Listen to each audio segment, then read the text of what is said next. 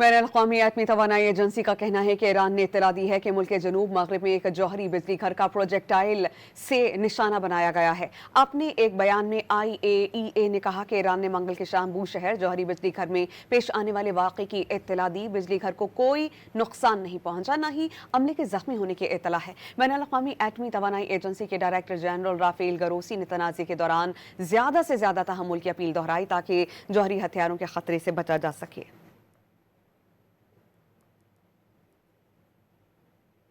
बैनुल-अक़वामी एटमी तवानाई agency का कहना है कि ईरान ने इत्तला दी है कि मुल्क के जनूब मगरिब में एक जौहरी बिजली घर का प्रोजेक्टाइल से निशाना बनाया गया है। अपने एक बयान में IAEA ने कहा कि ईरान ने मंगल के शाम बू शहर जौहरी बिजली घर में पेश आने वाले वाक़े की इत्तला दी। बिजली घर को कोई नुकसान नहीं पहुंचा, न ही अमले के जख्मी होने की इत्तला है। बैनुल-अक़वामी एटमी तवानाई एजेंसी के डायरेक्टर जनरल राफेल गरोसी ने तनाज़े के दौरान ज्यादा से ज्यादा तहम्मुल की अपील दोहराई ताकि जौहरी हथियारों के खतरे से बचा जा सके।